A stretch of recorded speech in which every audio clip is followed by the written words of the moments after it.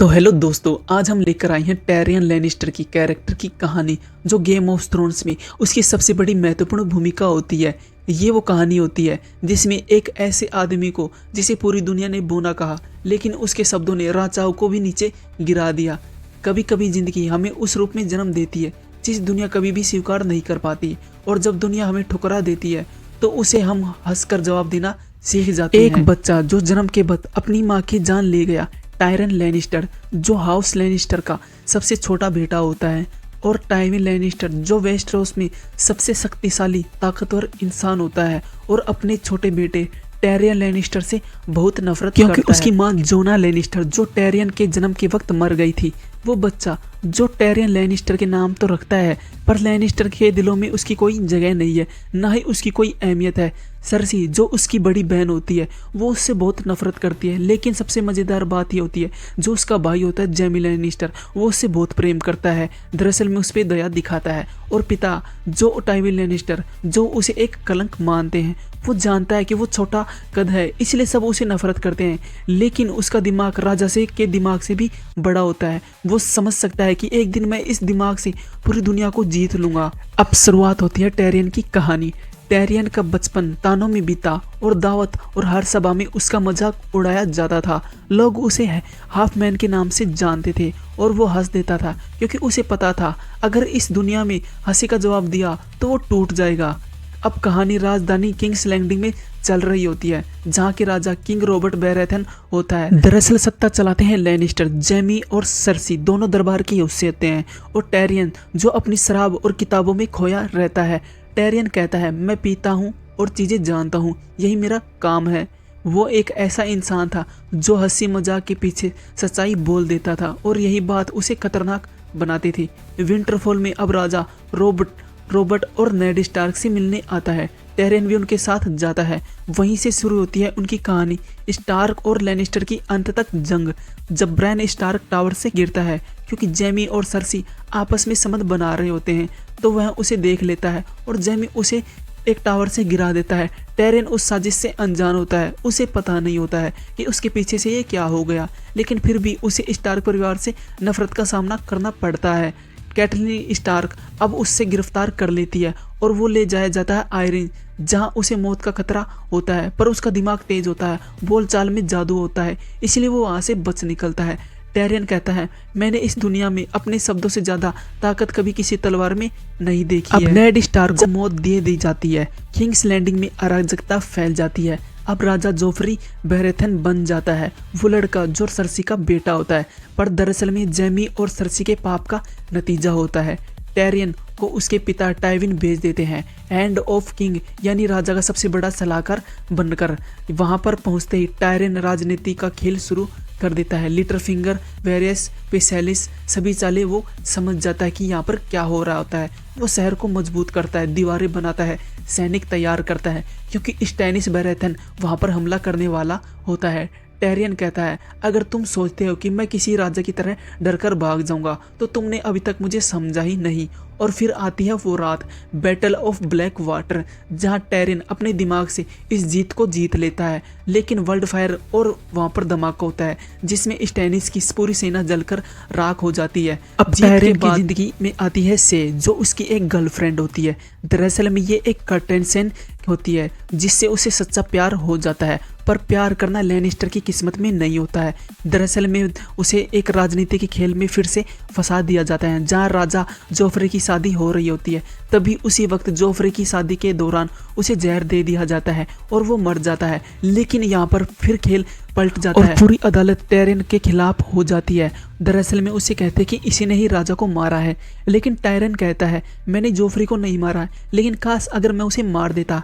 अब उसका trial Westeros की सबसे शर्मनाक अदालत बन जाती है। उसका पिता टाइविन उसका सबसे बड़ा दुश्मन बन जाता है। से जो उसकी एक प्रेमिका होती है जिसे वो दिलो जान से चाहता था, वो भी उसके खिलाफ गवाही दे देती है। टायरियन कहता है जब किसी के पास कुछ नहीं बचता तो वह सच बोलने का डर भी खत्म कर देता है। अब टायरियन को मौत की सजा सुनाई जाती है और जैमी उसे छुड़ाने आता है और वो वहाँ से भगा देता है, लेकिन वो भागने से पहले अपने पिता के कमरे में जाता है जहाँ पर उसे से मिलती है जो टाइविन के बिस्तर पर होती है। वो गुस्से में से को मार देता है और वहीं उसके पिता की भी हत्या कर देता है। सिर्फ एक क्रॉसबो की गोली से इन लोगों को मार देता है। टेरियन कहता है वो आदमी जिसने कहा था कि मैं उसके नाम की लाज नहीं रख पाया, आज उसी की मौत मेरे नाम से जानी जाएगी, और वो वहाँ से निकल जाता है। लेकिन कभी कभी इंसान भागने के लिए जिंदा रहता है। जिंदा रहने का मात्र एक ही रास्ता होता है, सिर्फ भागना। अब वह किंग्स लैंडिंग में भागने के बाद नया सफ़र तय करता है और एक नई रानी की तलाश करता है। टेरियन एक नाव में बैठकर दूर निकल जाता है। अब वह टूट चुका है क्योंकि उसने अपने पिता को मार दिया, अपने प्यार को खो दिया और अपना घर भी छोड़ दिया। लेकिन किस्मत उसे वहां लेके जाती है जहां पर उसकी किस्मत उसे बुला रही थी। वो एक और कहानी जहां पर उसका इंतजार कर रही थी, डेनेरिस टारगेरियन के पास। वो लड़की जो ड्रैगनों की मां बन चुकी थी और वो ले रही थी राज जो कभी उसके परिवार से छीना गया था। टेरियन उसे ढूंढने निकल जाता है, पर रास्ते में उसे जोरा मोमेंट मिल जाता है और वह उसे पकड़ लेता है, जो उसे एक तोहफे के रूप में डेनेरिस को सामने पेश कर देता है। डेनेरिस उसे देखती है और पूछती है, मैं तुम पर भरोसा क्यों करूं? टेरियन बस मुस्कुरा देता है और कहता है, मैंने देखा है कि राजाओं का क्या हाल होता है और शायद अब वक्त आ गया है कि रानी राज करे। वो उस बुद्धि और उसकी ईमानदारी और हिम्मत से प्रभावित होती है और धीरे धीरे टेरियन और डेनिस का सबसे बड़ा सलाहकार बन जाता है। टेरियन कहता है, मैंने जिंदगी भर ताकतवर लोगों की सेवा की, अब मैं किसी एक ऐसे की सेवा करना चाहता हूँ जो इस दुनिया को सबसे बेहतर बना सके। अब टेरियन मरीन में बैठा है जहाँ वो पहली बार राजनीति का असली खेल लेता है। वह गुलामों और मालिकों के बीच शांति लाने की कोशिश करता है। कूटनीति और समझौता, दया सब दिखाता है। वो हथियार का इस्तेमाल करता है जिसे तलवार की जरूरत नहीं थी, फिर भी वो हथियारों का आजमाता है। लेकिन दुनिया इतनी आसान नहीं है, हर शांति अस्थायी होती है और दुश्मन हमेशा उसका इंतजार में रहते हैं।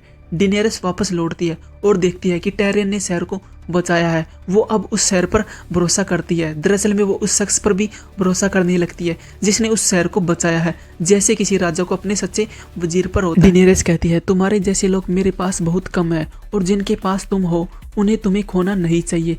टेरियन कहता है, मैंने हमेशा सोचा था कि शब्दों से इस दुनिया को जीत लूंगा, पर शायद कभी कभी तलवार कमजोर पड़ जाती है अपने शब्दों से। अब टेरियन वेस्टरोस लौटता है और डेनेरिस के साथ चला जाता है ताकि वो आयरन थ्रोन्स पा सके। वो अपनी बहन सरसी से शांति की बात करता है, पर सरसी इनसे झूठ बोल देती है और इन लोगों को धोखा दे देती है। और वो जेमी को समझाने की कोशिश करता है, पर अपने परिवार के पाप से उसे चैन नहीं पड़ता है। दरअसल में अब वह डेनेरिस को रोकने की कोशिश करता है क्योंकि वह अब धीरे धीरे ताकत की भूखी रानी बन जाती है। वो डरता है कि डेनेरिस कहीं गलती फिर से न दोहराए जो सभी राजा दोहराने लगते हैं। टेरियन कहता है, मैंने ऐसे लोगों की सेवा की है जो खुद को भगवान समझते थे, लेकिन हर बार वो राख बन गई। अगर दरअसल में टेरियन डेनेरिस को समझाने लगता है कि वेस्टरोस में लाखों लोग हैं, मासूम लोगों की जान जाएगी एक व्यक्ति के कारण, तुम समझो। लेकिन वो शायद अब नहीं समझ सकती क्योंकि वो उसकी बातों का कोई असर नहीं पड़ता। डेनेरिस अब ड्रैगन की मां नहीं बल्कि आग की देवी बन चुकी थी और अब आता है वो दिन जिसे कोई नहीं भूल सकता, किंग्स लैंडिंग का जल उठना। डेनेरिस अपने बड़े बड़े ड्रैगनों के साथ पूरा शहर राख में बदल देती है। हजारों लोग निर्दोष मारे जाते हैं। टेरियन खड़ा खड़ा देखता रहता है, उसकी आंखों में आंसू है और दिल टूटा हुआ है, विश्वास भी टूटा हुआ है। टेरियन कहता है, मैंने जिसे रानी को चुना था वो अब आग की देवी बन चुकी है।